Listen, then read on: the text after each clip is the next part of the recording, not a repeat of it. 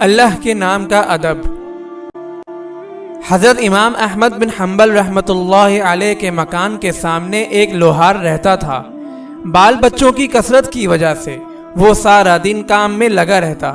اس کی عادت تھی کہ اگر اس نے ہتھوڑا ہوا میں اٹھایا ہوتا تاکہ لوہا ٹوٹ سکے اور اسی دوران اذان کی آواز آ جاتی تو وہ ہتھوڑا لوہے پر مارنے کے بجائے اسے زمین پر رکھ دیتا اور کہتا کہ اب میرے پروردگار کی طرف سے بلاوا آ گیا ہے، میں پہلے نماز پڑھوں گا پھر کام کروں گا۔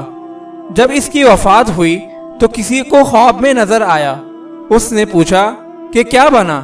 کہنے لگا کہ مجھے امام احمد بن حنبل رحمۃ اللہ علیہ کے نیچے والا درجہ عطا کیا گیا ہے۔ اس نے پوچھا کہ تمہارا علم و عمل تو اتنا نہیں تھا؟ اس نے جواب دیا کہ میں اللہ کے نام کا ادب کرتا تھا اور اذان کی آواز سنتے ہی کام روک دیتا تھا تاکہ نماز ادا کروں۔